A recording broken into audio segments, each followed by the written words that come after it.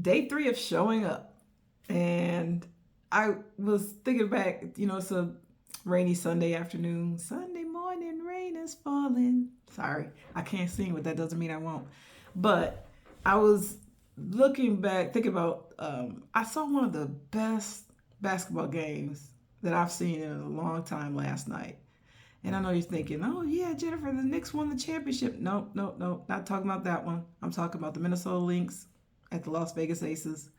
It was a combination of the world champion Las Vegas Aces going up against one of the best teams in the league, Minnesota Lynx. And this was a battle of the Commissioner's Cup, which is the in-season tournament the that the WNBA has, and the winning team who wins the cup gets, I think, $600,000 split amongst the team.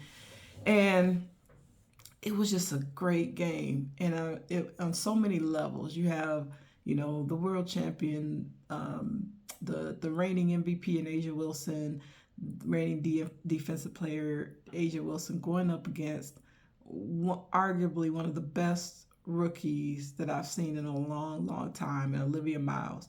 And Olivia Miles was the second pick in the draft, and arguably could have been the first pick, but she went to the right team. Cheryl Reeve is a coach who was, she used to be an assistant coach in the Detroit Shock. So I've followed her career for many years. She was under Bill Laimbeer, and Bill Laimbeer is one of the best WNBA coaches. He actually is one of the big reasons why the Las Vegas Aces is as good as they are. So do your research on that. But this game had everything. It had the rookie going up against the savvy vets, and she was schooling them. I'm telling you, she almost won the game by herself. But it made me, and I also think about the business side of sports. So when I told you about the Commissioner's Cup, and the winning team gets the 600,000, that's big. That's big for them to split amongst the teammates. But I think about how this season started, or how the off season went, where the league and the Players Association were negotiating the collective bargaining agreement, and all the people were saying, well, the players, they want too much. They want too much of the league. The league is not profitable. But what you could see, so I look at it from a business standpoint. I could see how much the players were making, and I could see how much, what revenue share they wanted, right?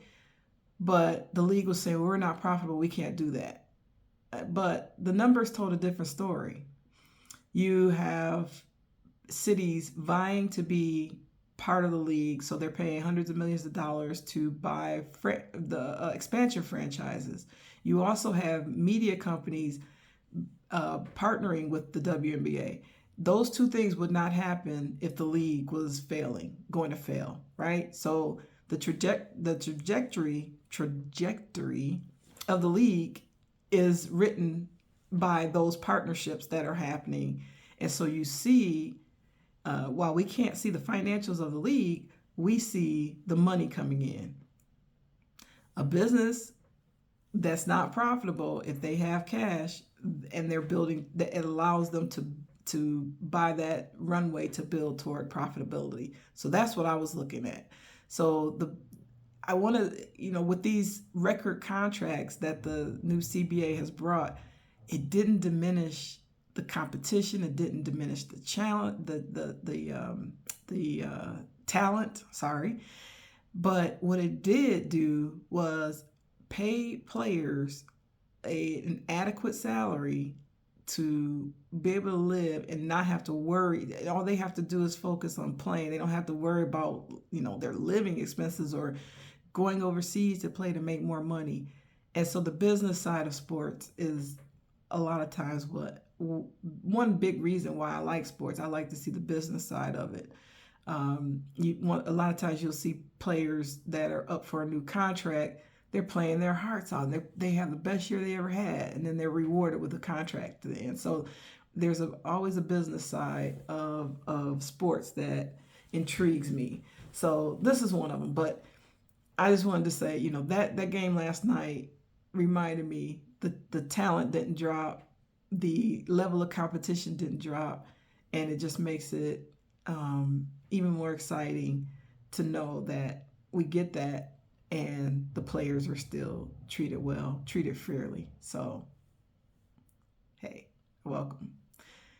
Day 3 is showing up. See you tomorrow.